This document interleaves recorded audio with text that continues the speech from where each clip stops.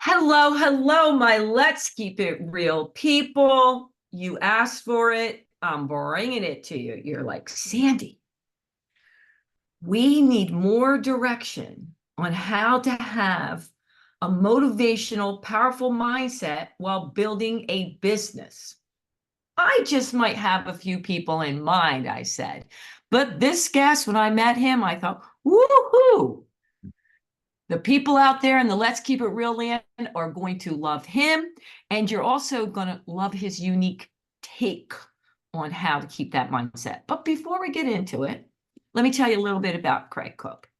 He is, so here you go, people, a successful entrepreneur who had the foresight to start a digital first, I love this company, utilizing the internet long before digital first, digital transformation, and other buzzwords of today were created. We like them already. With extremely limited resources, now this is the good part, of $1,300 and an Apple computer, he started rhythmnet.com with a couple of friends from college. Over the years of struggle, adaptation, and repositioning the brand, Rhythm was sold to a world-class digital creative agency in 2019. Craig stayed with the company for just over 3 years, completing a 26-year marathon of running the company as CEO. During his tenure at Rhythm, Craig worked with middle market to large enterprise companies. Today, as an award-winning author, I'm sure he's going to tell us about his book. Craig shares his business wisdom, experience, and expertise combined with energetic practices to provide a truly unique perspective and method in working with professionals across a wide variety of industries. Craig, I'm so glad that we get to chat again. Yeah, same here, Sandy. Thank you so much for having me here today. I'm really looking forward to our conversation, and I hope to share some valuable information for your audience, and hopefully they get something out of it today. I know they're going to, because after our first call, I got to talk to Craig a bit before this. I was like, okay, he's going to be perfect for what they're asking for. All right, but before we dive into that, your one word that best describes your past 30 days, whatever pops in your head, Past kick it 30 in. days? Yep, past 30 days, whatever pops in. Busy. Busy. Oh my Yeah. goodness. Okay. Yeah. I have to tell you, I don't think anyone's ever picked that. All right, I'm ready. Yeah, just Why? because it's just been very busy with that. Yeah, I'm juggling a lot of different balls at the moment. And it's all good stuff. And there's no complaints. But the month of May was extremely busy with just a variety of things that I have going on between, I'm sure we'll get into a variety of topics. There's initiatives that I'm working on, and then family life. And like, for example, my son just graduated high school and we're navigating the college thing. And, so May was a very busy month. Okay. So let's dive into that. Would you consider yourself in general to be someone that likes to be busy? Yes, I do not like to waste time. Okay. So yeah, so that maybe sometimes a little more than I should be is I like to stay active and busy, but there's times that you need to just relax and chill. But for the most part, I just don't like wasting time. So I like to keep myself busy. There's so much to explore in life. Like, Yeah, why sit around? You know? I'm with you. Okay. So then break it down for us. If this May was busy, and you said really busy, Mhm.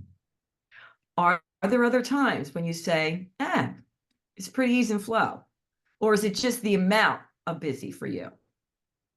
It's more the amount of busy. It's because I'm in a pretty good flow for the most part, um, based on where I'm at right now, just defining this next chapter in life. Okay. I'm sure we'll be talking about the previous chapter, obviously, but have entered into this new chapter in life for the past 2 years, and it's good. It's very busy, but for the most part, I'd say 80% of the time I'm in good flow. Yeah. And then 20% of the time I get into a little bit, oh, I took a little too much on, but it's all manageable. Yeah. Well, it Yeah. seems to me that you're very aware when you get out of whack. And Yes. that, like I said, there's a good busy, and I like being busy, and I like doing things and accomplishing things, but I could still feel in the flow. I know when I feel my body go jittery and then it's too much and I'm start feeling overwhelmed. And I can feel Yeah. as if you get that. And the only thing different is you clean it up quicker. Maybe. I mean, you might do a very good job yourself, I bet. But yes, I do recognize that, like you're saying. I understand where you're coming from, absolutely. And it's that awareness, and then being able to understand that and know what to do with that is important. Okay. And I'm good at that. Yes. Yeah, I would think you'd be really good at that. I mean, and it's not that I, I feel as if I've been practicing it for so long. It's been really a big part of me. Being an entrepreneur, I was really scared that I would lose my time with my family. Mm. And my mentors, who were males, I was very fortunate with this, Craig, were putting the fear of God. We don't want you to do what we did. Like, I don't want you to be sitting there with all this money on the hill and you'd be like, I miss my kid's life. Mm. So I think I was very fortunate in that, Yeah. okay, that not always, but I was able to figure out, okay, I'm not going to do that. Yes, it could Yeah. bring me X amount of dollars, but at what cost? You know? Right. Yeah. There's always a cost for everything. Yeah. And I can completely relate to that with what you're saying. I had to um, um, navigate that a number of times throughout the years, and Yeah. sometimes I had to sacrifice just because, duty calls, you have to do what you have to do. But it was always something in my mind that, hey, I need to make sure that I am present. And that was one of the reasons for the eventual sell of my company, because as my children were getting older, I just wanted to make sure that I was able to manage my time much more effectively with them. I like that. All right. So let's back up, man, because this has been a fun career. Yeah, it has. It has. I mean, it looks to me as if were you always that kid? I mean, were you always creating things before anybody else ever imagined it and in your head and like that kind of person, like, oh, I can see it. Yeah, I do have a knack for just seeing things down the road, a visionary aspect. It's just a innate natural ability of mine. And it's served me quite well over the years. And yeah, just since I was a little kid, I just had this uh,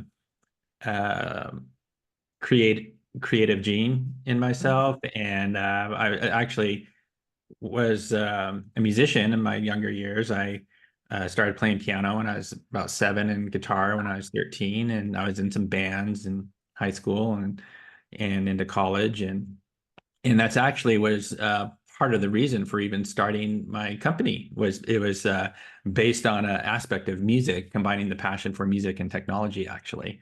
So I've always had this creative streak, and then with that creativity coupled with a strong visionary aspect for seeing Yeah. the future.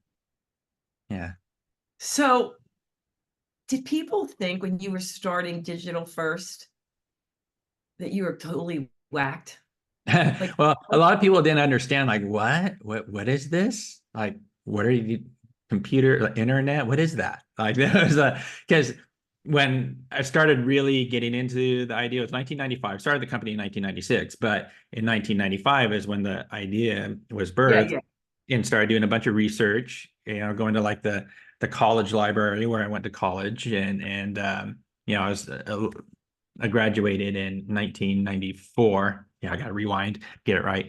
And yeah. so a year after, I'm going back to the library and using their systems to look at like Jupyter research reports and so forth. And because I was experimenting with getting online through like America Online.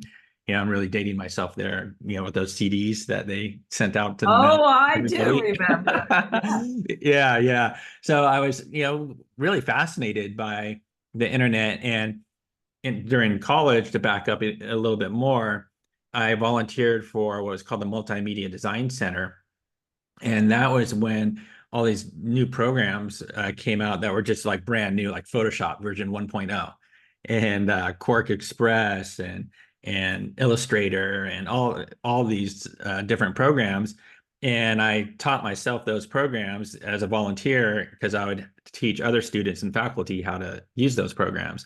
And I got really enamored by the software applications and what they can do, and just technology in general. And then I started jumping online in 95. Um, Really, the idea, how it came about was, I'm kind of going off on a tangent here, if that's okay, No, I but love it. I love okay. it. Keep going, man. Okay. But I had picked up this CD-ROM magazine at this computer store on my way home one day, and it was called MusicNet. And I put it into my computer, and it had all these bands that I'd never heard of before. And I was like, wow, check this out. This is really neat. Um, and then I showed it to a friend of mine that we were getting together playing music, writing songs, jamming out on guitar and so forth. And since I was playing with the internet so much, I was like, wow, this would be really neat to do this online. One thing led to another, and that was how rhythmnet.com was started. We built it Gotcha. as a website where people can discover independent music, independent artists.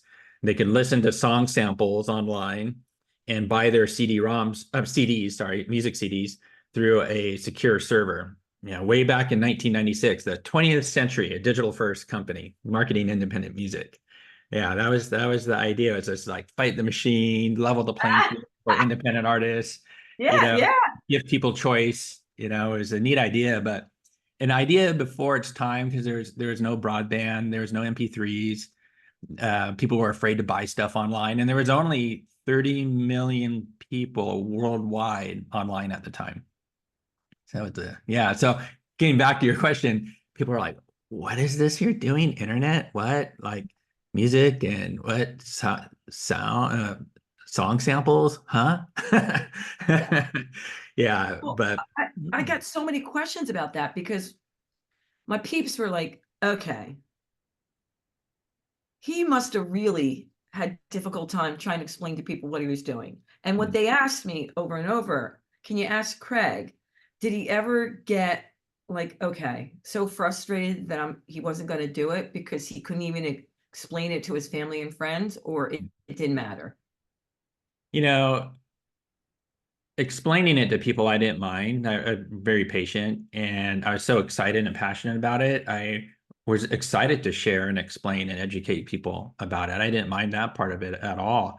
It was just so new and exciting, actually, and it was neat to just share that with people. Where I got frustrated was, you start a company. I was 25, right, when I started, young and dumb, and had all Aren't these, we all? had all these grandiose ideas of, oh yeah, we're just gonna strike it rich. It's gonna be easy. This is a great idea, and blah blah blah. And suddenly, the reality of the struggle kicked in, and those first 5 years were really brutal. And there was times where I was very close to quitting, a few times, and one time in particular, seconds away from quitting, actually. And that was, where even goes beyond frustration. It's the struggle that you have to overcome. Okay, so you said seconds. What happened? Somebody gave you So an offer? Like, I'm ready to quit. Wait. yeah, I'm glad you asked it now, because this is a good story to share. Um, you know, all of us love stories, right? And this particular story really has to deal with the element of faith, which I talk about in my book, actually. Yeah, yeah. And yeah, I always had a strong conviction, a belief in myself that I was highly capable and could accomplish what I set out to do. And I also had a very, and still do, um, very strong faith in a higher power. And I feel that's really important. I really advocate that, because it's the element of faith is what helps you get you through your darkest time and helps you overcome your biggest struggles. And at this particular time, I think it was about 3 years, maybe 4 years most into the company. And I was working at the office. It was late at night, past midnight. Winter time. It was extremely cold in the office, just because it was an industrial warehouse space. and it got super cold in there. So I was all bundled up, gloves on, working away, Which whatever it was was. what we imagined that you should be doing. Yeah, it's just part of the deal. It sounds a little cliche, but hey, you're freezing, working in the cold, even though it's a kind of computer, but it was Yeah. just an interesting thing. And I'm by myself. It's like whatever, 12:30, 1 a.m. And I just was really distraught because at the time it was such a struggle, barely making anything. Money was coming in to cover expenses, but no real take-home cash much at all. And a bunch of my friends, they were in their careers, had jobs at places, and they were, having success and having fun and going out and doing their things. And here I was just like working constantly 7 days a week. I was working, 80 plus 90 hours a week and no holidays, working those, no vacations, but that's what you have to do. You just do what you have to do. It is what it is. And um, at times it gets to you, right? It can get to you. Yeah. Yeah. And this particular evening, it was really getting to me. Just all these thoughts of like, what am I doing? Am I stupid? Am I crazy? Were you single? Wait, I just want to know, were you single at the time? I was single, but I had a girlfriend who became my wife, actually. Okay. Was Yeah. she And supportive? I need to, was she supportive or was she um in tricky some ways, question? in some ways, yeah, she's around, so she knows this story. She knows. In some ways, extremely supportive. I can explain that, but in other ways, like she also, it was a bit challenging because she wasn't used to entrepreneurship. Like her family, they had jobs, and they didn't have any sort of entrepreneurial aspects in their family, so she didn't quite have that understanding or empathy for it. And it was kind of like, oh, kind of I wish you understand. had a regular job, and I was like, well, I don't. It takes so much time and pressure and seeing the stress. Yeah, I get it. Yeah, yeah. So, but she did help me a lot because she was a graphic designer, and I learned a lot from her actually from a creative aesthetic standpoint, and utilize like she was an expert at Photoshop and Illustrator, and actually Ooh, we ended up she's hiring a her newbie. at times. Yeah, and she was kind of like our heavy hitter when it came to design work. Once we kind of started doing stuff for companies. But so yeah, it was interesting, right? There was support, but there was also a challenge to it a bit. So that's Absolutely. why for me, am I stupid? Am I crazy? Like, what am I doing? Like everyone else is like, having success. I'm like just struggling, like what's going on? And I was really distraught and just kind of like head down, hanging down, and literally like a tear or two coming out of my eye, just so distraught about the whole thing. I was like just thinking, I'm gonna quit. This is it. I'm done. I got to figure something else out. And then I just had this compelling urge to check my email. And so I checked it and I got this email from one of my vendors. It was like, thank you in the subject line. So interesting. So I started reading it and it was from one of our web hosting vendors. And he was talking, the email started saying, I just want to thank my customers. Um, I'm really grateful to all of you. I've really achieved a level of success. I just sold the company and I was so close to quitting a number of times, but I hung in there, overcame the challenges. And, I'm paraphrasing, but essentially it was like Yeah, yeah, a few paragraphs of telling the story of his struggle and how he was so close to quitting, but he didn't. And now he has this great level of success. And it was the message I needed at that very moment to hear that got me through that moment. I yeah, read yeah, that. Yeah. And I was like, wow, okay. So I got over myself, my little whiny self, and went home and slept. And I woke up the next day with hope for the future, and just a renewed sense of optimism. And that message came literally at the right second that got yeah. me through that moment. And that's faith. That's divine guidance. That's divine timing coming in to help. Again, I advocate that whatever someone's belief, I know, put any sort of, oh, you should be this or that, whatever one's belief system is. But I do advocate, there's that other side that loves you, supports you, and guides you. That's, wants to see you succeed, and it can really help you overcome. Absolutely. So I thank you for sharing that story, by the way. And I love that story, and it is going to help a lot of people. Somebody's Yeah. going to tune into this and be like, I just need to hear that too.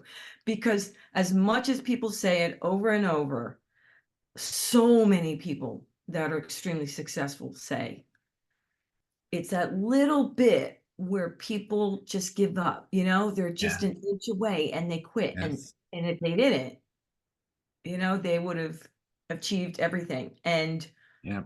I do believe it's that faith, that you have in yourself and some power outside there of you guiding you, Yes. Yeah. when you're willing to tune into it. Hmm.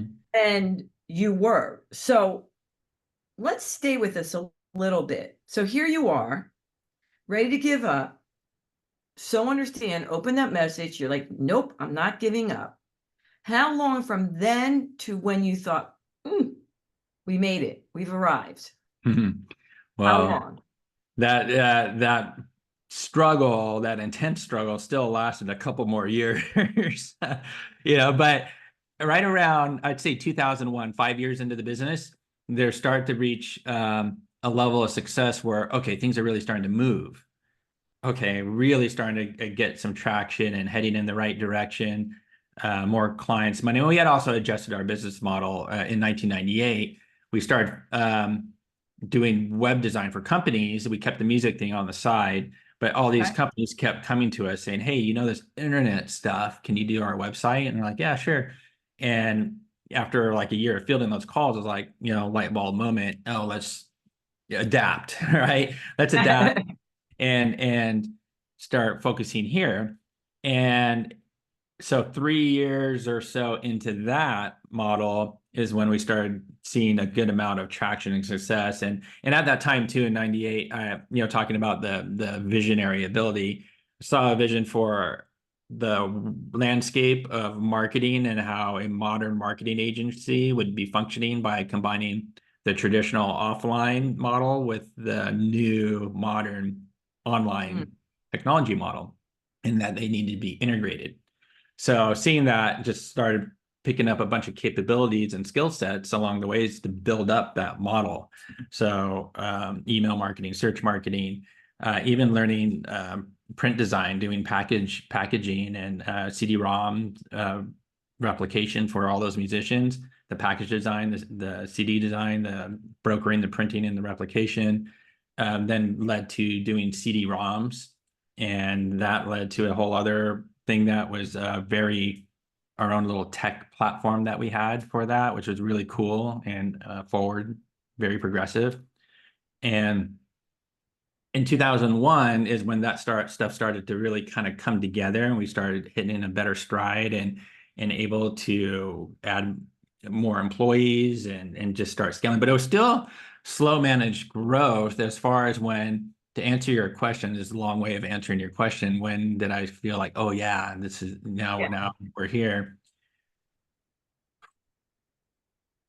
That probably it was probably around 2006 is when really start to feel very confident in the direction that we were going, like very confident.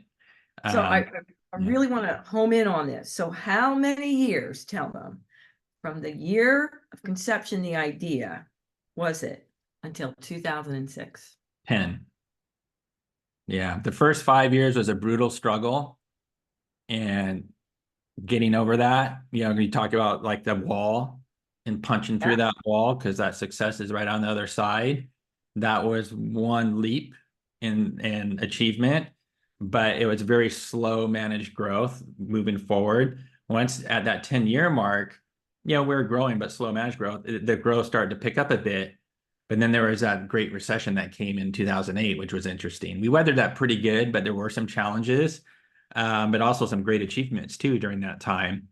And then it really wasn't until 2012 when we hit like a really rapid acceleration period of growth where we landed on the Inc. 5000 list of fastest growing private companies in the United States for 5 years in a row, from Wow. 2012 to 2017, right around there. Yeah. Yeah. And that during that period, it was just another layer of like, okay, yeah, now we're really kicking butt. Right. So it was kind of stair step. I think it's so important for people to really home in on this, because sometimes they'll see, oh my God, look at his company, 2012, it's growing lightning bolts out of nowhere. But hold on. Yeah. That overnight success. And that's what it looks like to people. You know what I mean? That's Like, right. and some get it, God bless. But Yes. the behind the scenes story, I always say to people, do you really want that? Because there's nothing wrong with it. There's a lot of people, when you describe what you went through, go, Mhm. Mayday. Yeah, I'm right. I don't want that kind of life. Yeah. And that's okay. That is okay. Yeah. It's not for everybody. Life as an entrepreneur, this is what it's about. And you don't Exactly. know if you're going to get that 2012 huge hit. You just don't know. But you Right. have to love what, I always say, it wasn't like my clubs were always successful. There were days I was like, okay, I'm gonna plug this hole. Wait, I gotta plug that hole. Mhm. Wait, I'm losing my.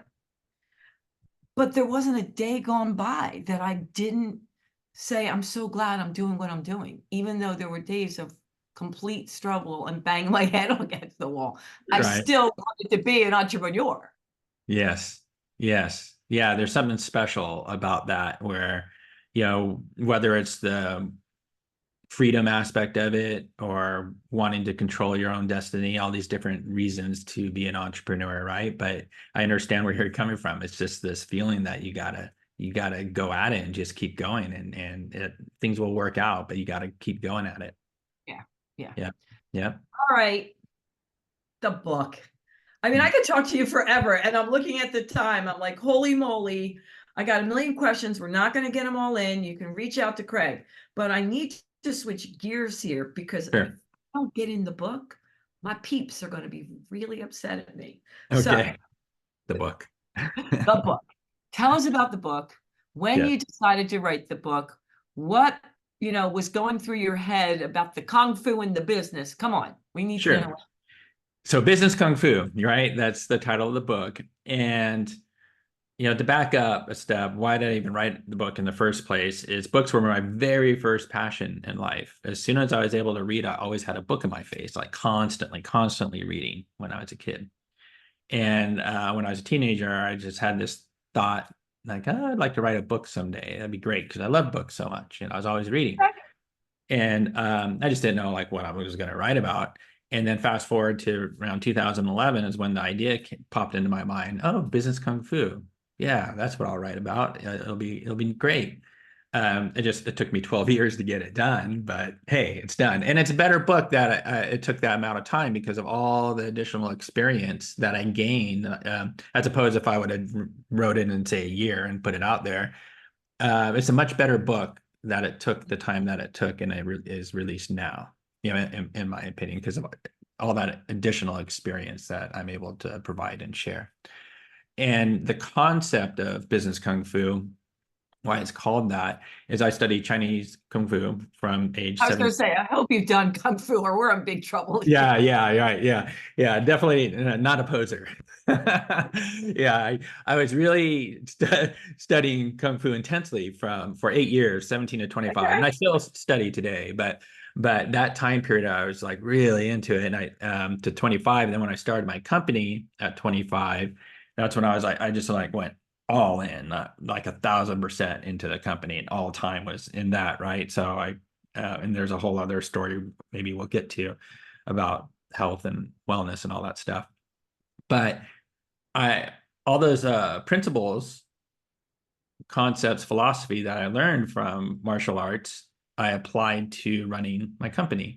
My mindset, ways of organizing, structuring things, discipline, aspects of discipline, all these different aspects, principles that I learned from martial arts, I actually applied to running the company. So that's what the book is about. It tells that story of that mindset and the approach that I took, and it provides all kinds of examples and so forth. So yeah. Okay, so again, the concept came 12 years ago, for 12 Yes. years. Yeah, in 2011. Yep. And because they're going to want to know this, Mhm. were you writing every day on it, or was it something the spirit moved you and then you're like, oh, I have an idea and let's write a chapter?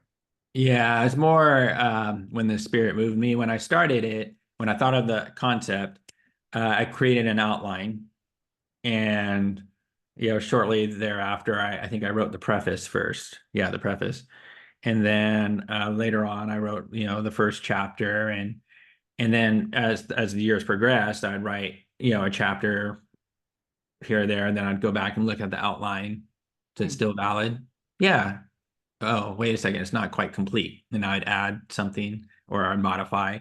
So it's kind of like, probably the first 6 years was really just kind of occasional writing and modifying, reviewing what was up. And then I got so busy and inundated because, again, from 2012, a year after when I had the idea, to 2017, we hit that, Inc. 5,000 5 years in a row. And then at that time also I made the decision that it's time to sell the company. And I think that was around 2016 when we started to work towards getting the company sold. And that was a 3-year process for us. And that is a monumental effort in and of itself.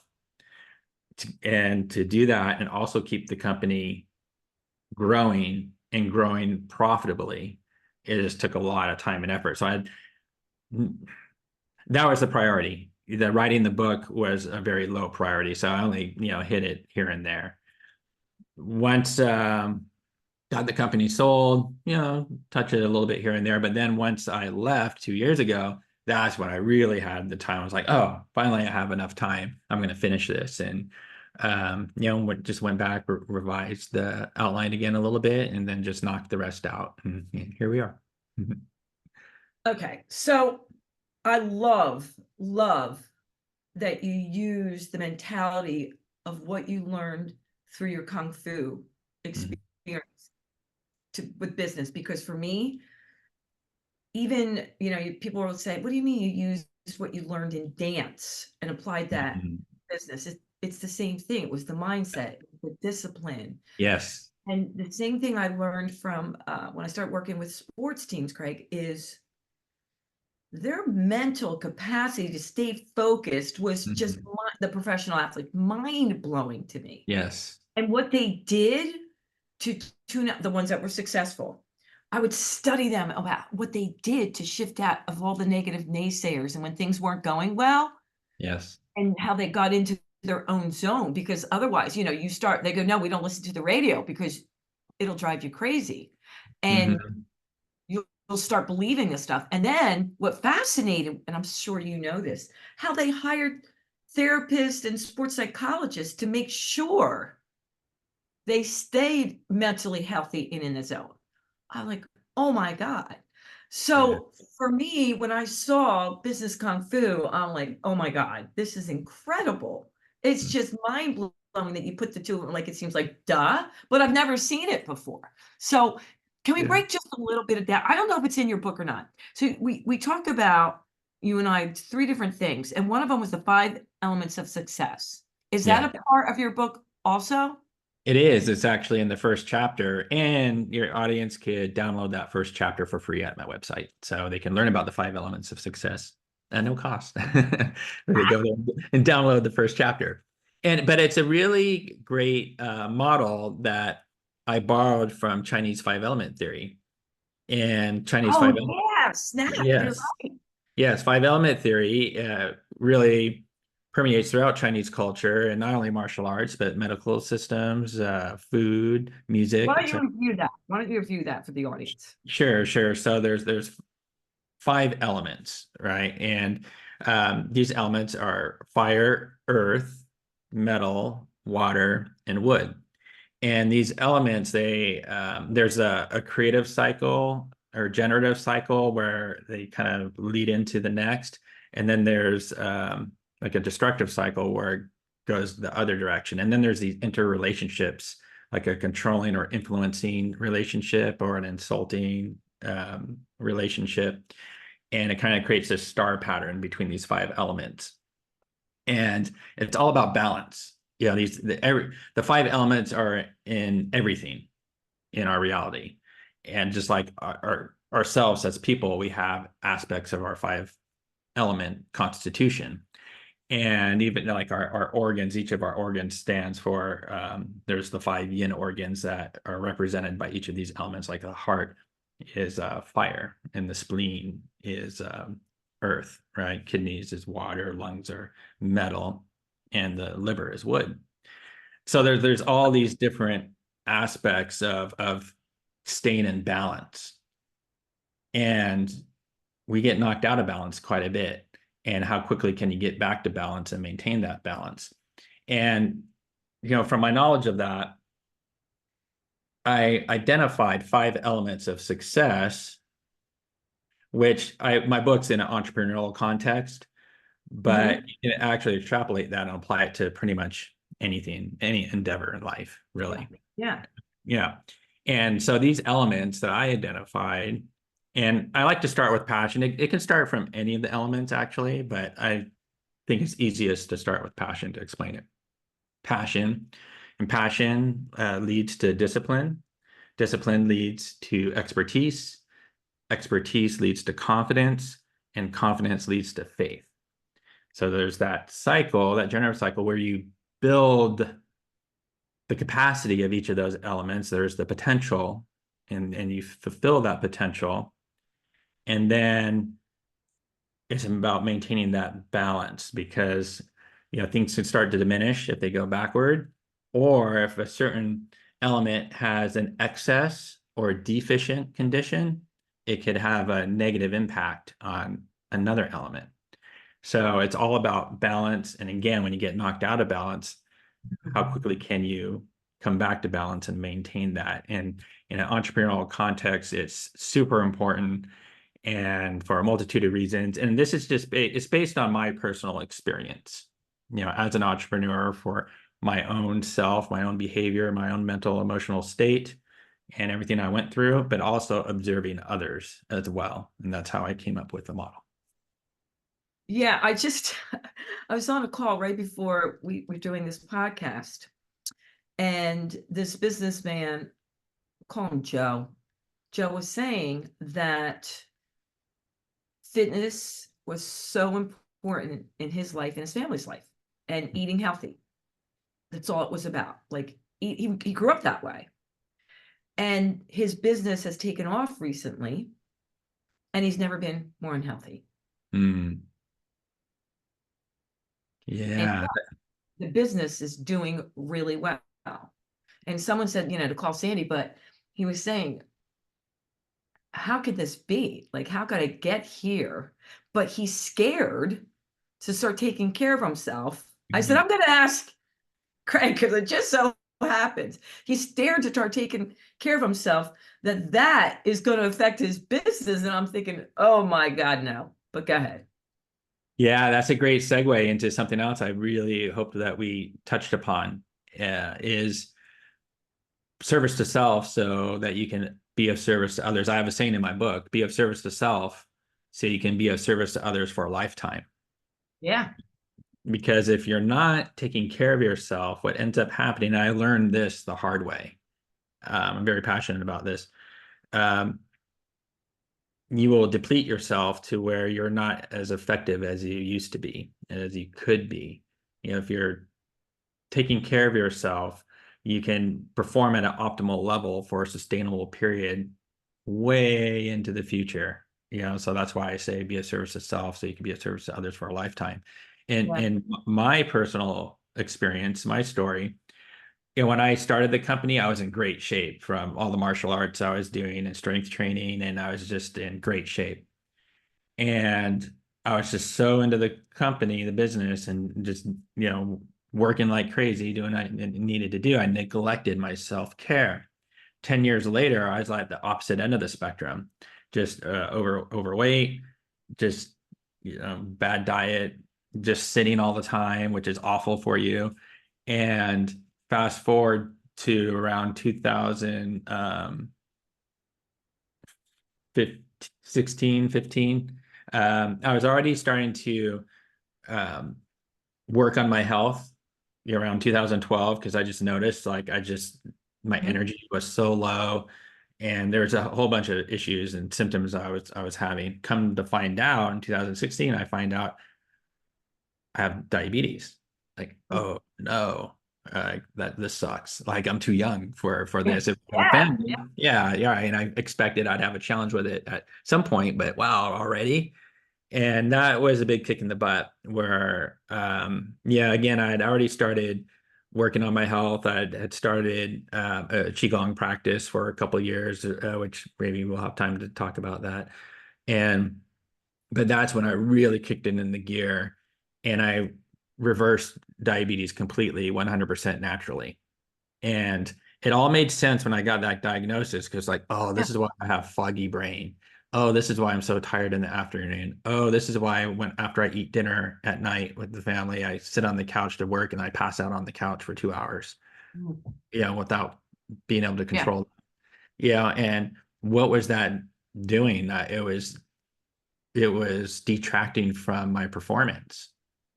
Because how can you make good decisions Yeah. when you have foggy brain, when you're tired in the afternoon and you can get triggered much more easily through interactions with people, right? In various situations.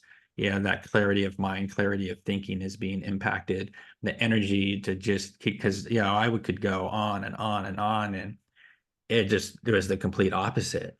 And now, turning it around, I feel just like I did when I was in my 20s. And Wow. That's yeah, awesome. yeah, yeah, thank you. And yeah, I can go and go, and now the way I feel is like, yeah, I have no problem being of service to others, and I can be of service to others for the rest of my life. It's all good. But it takes making your own self-care a priority, and it's different for everybody. I have my regimen through qigong, which is an important part of it, martial arts, still strength training also, proper diet, sleep, hydration, steps, walking. It's a multitude of things, especially when Yeah. you have the challenge of diabetes. It's a whole out war that you have to fight land, air, and sea kind of thing, all fronts. Yeah. Yeah. Yeah.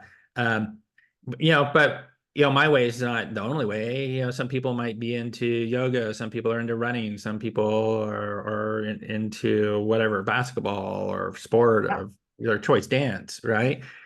All kinds of different things. As long as people can find their way and make their own self-care a priority, it's huge. It is one of the most important lessons I learned the hard way. I agree. I agree. And I do, as much as it just seems so logical, unfortunately, there are so many entrepreneurs that find themselves in that position. Yeah, it's tough because you're passionate about your business. You want to get everything done. You may be struggling, and you Oh, figure, I just got to keep going. I keep going. It's just so easy to fall into that trap of where you're being of service to everyone else and yeah. not being of service to yourself at all, right? Yeah. And it And it takes backfires. its toll. Yep. All right. Let's touch on this. We did a little bit, but I want to do it again at the end. The three levels of discipline. And you say Yeah. show up, being productive, and being effective. Yes, yes. So in that 5 element model, discipline, I mentioned like passion leads to discipline, right? Mhm. And I have a whole chapter on discipline and then a subsequent chapter on discipline technique. So obviously, I think discipline is really important. And actually, Kung Fu means disciplined person. So business Kung Fu is like a disciplined person of business, right? And discipline, the first level of the way I see it is showing up, which sounds really simple and kind of like, okay, well, like, duh. But it's Yeah. funny. I just, through my experience, not everybody shows up, and as an entrepreneur, you have to show up every day. You have to be willing to show up every day. Getting out of bed when you're tired, and we're talking about all this self-care, but Yeah. still, even though when you're taking care of yourself, there'll be those times when you're just like, oh, maybe I should just take it easy today. No, you got to have that discipline and show up. So you have to show up. Now, once you show up, which is funny also, because I've seen it, people might show up a lot every day, but not everyone is productive. They're showing up, but they're goofing off, right? They're just sitting and chatting or playing games or surfing the net, whatever, right? They're not doing work, they're not being productive. So that's the second level. You have to be productive.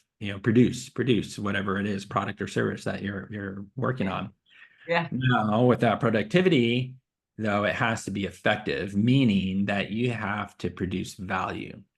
Whatever you're working on. So you've shown up, great. You're productive, awesome. But you have to be effective, meaning that you're actually producing value that someone out in the marketplace is going to be willing to compensate you fairly for the time that it takes to do that production. You have to create value. You have to be effective in order to be successful. So those are like the three levels of discipline. And then the Yeah. next chapter, I do go into discipline technique, which is about taking, in the martial arts context, we would take a technique and we would elevate it to where it was called a discipline technique, where it was the strike with the biggest impact. And the way we would demonstrate that is through breaking materials like cement and red bricks. Yeah. So, like palming or chopping red bricks and kicking, all that stuff, all types of breaking materials. It was a way to demonstrate the discipline technique. Now you take that to the world of business. What I'm talking about there is taking your craft, your expertise, that through a disciplined approach that you're developing, because discipline leads to expertise, is that you have your core products or service elevated to such a high level, they become a core product or service offering. Those are your discipline techniques. And that needs to be a part of your business model. Like you can do a bunch of things, but like what are your core superpowers in a sense? Yeah. Yeah. Yeah. I was just listening to a podcast about, motivation and forget motivation, meaning that not every day you wake up and go, I can't wait, to go work out. I can't wait to work on this project. And what gets you through to do that? And everybody has their own opinion. I love this. But for me, I said to someone, I call it my BAM, my bare ass minimum. Like, there's no way I'm not going to go through a day without doing this. Like, Mhm. what I mean? Like, Yeah. there's no way I'm not working out today. Some people call it their standard. Like, I've heard people say, Mm. like, there's no way I'm not going to do this. But I want to get back to what you said at the beginning, because it's really important. And I know not everyone feels this way, but for me, it's always been that guiding light, knowing there's something bigger than me out there Mm. to help me shine my light bright, even on the days I don't want to. And I get up knowing that I'm going to be, when you say service to yourself and others, I always say give, receive. I say that every single day, and to guide me on how I can serve others and myself. And I do that every single day. And whether Yeah. that's what motivates me on the days where I don't feel like doing it, Yeah. I know for me, connecting just even to my heart, coming from love, peace, and joy, it's the one that drives me on the days I don't feel motivation, because they're right. When you're motivated, you're usually in your jam. You know what I mean? Things are Yes. going well, right? Yes. It's like you're on your zone. The company's doing Yes. well. You're getting speaking gigs. The book's flowing. But what drives you when that doesn't Yeah. happen? That is a perfect example of what I'm talking about with my 5 elements of success, because what you said about, that belief in something outside of yourself, that faith element you were talking about. Yep. So faith has that controlling relationship with discipline, meaning it's like a grandparent relationship. So it influences the potential. So through your strong sense of faith, your discipline element, say it's a circle like this, is the potential that is increased. And Mhm. now that faith leads into passion, right? So it's Yep. influencing discipline, but it leads into passion, that faith. And then you get that passion, the motivation through your passion, which then leads into the discipline. But that discipline has been expanded because of faith. And then the passion is filling that potential. So it's a perfect example that you just provided, that is why I believe strongly in that my 5 element model. It just Yeah, worked. I love it. And I didn't even plan that. Yeah, that's cool, right? Very. All right, I can't believe it. We're out of time. I Oh, can. wow. I Wow. knew. I knew it was going to be like, okay. Yeah, we're having fun. So, Yeah. Like, and not only that, I'm learning. Like, I love the way you frame things. I'm like, oh, I didn't think of it that way. And I know it's going to help so many people. But a couple things. First of okay. all, before we go, is there anything we didn't get in or I didn't ask you that you want to say to the people around the world? Yeah, wow. Great question. We covered a lot of ground, but yeah, one thing with entrepreneurs, I would say is really make sure you take an introspective look as to why you want to go into business to begin with. Yes, because we talked about it. It's an interesting journey, right? It's not for everyone, but for those that are considering it, why? What is it purely for monetary reasons? Materialistic reasons? Is there a higher purpose that you're actually serving? Is there passion behind it? Um, it's going to take you a lot further if you have a higher purpose, some sort of societal benefit, Yep. a reason to be, a purpose that you're going to be serving, as opposed to just strictly chasing money, right? Yeah, I So agree. really, yeah, take that introspective look and make sure that you're ready to embark on this journey because it's going to be challenging and it's going to take everything you have. 100% agree. Okay, Mhm. now, where can they find you? Because I know you're available for speaking gigs and teaching workshops. Yes, so thank you very much. Appreciate that. And the two best ways to find me, one, my website, which is c-squaredpro.io. So the letter C squared spelled out pro.io, c-squaredpro.io. And there's a form people can fill out. I monitor that all the time. And then also on LinkedIn, very simple, LinkedIn/n/Craig Cooke, with the E at the end of Cook. So, and if people Google me, I pop up. Search for me on LinkedIn, I pop up. Business Kung Fu is available on Amazon. You can search Oh, for it on Google and it'll be right there. Number one, Business Kung Fu. And you can go on Amazon and search for it, Business Kung Fu, it'll pop up. I'm planning on releasing it through other channels soon, but that's where it's available at the moment. And I'm excited. I just won a couple of awards for the book. I'm very excited about that. So, uh, really? Tell us. I won the best self-help book from the Independent Reader Discovery Awards. That's Just found out. awesome. Yeah, thank you. Just found that out a Oh, couple that's weeks really ago. good. Oh, thank you. Thank you.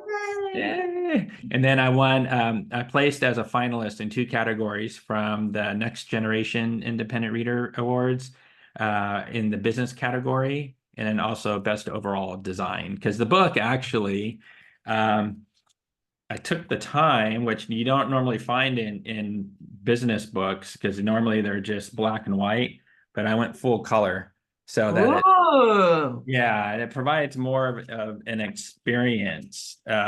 Because with my company, it was all about experience, creating experiences. And it's just something that I wanted people to just have much more of an impact as they're getting this information in, so that it was just something that they can cool. hopefully retain the information better and it just gives them a pleasurable experience, even at a Yeah. subconscious level. Yeah. And that matters. It matters. It matters. All All right. these details matter. It all matters. All right. My let's keep it real people. Come on. You are going to know way more than even just one person to share, like, and rate this with.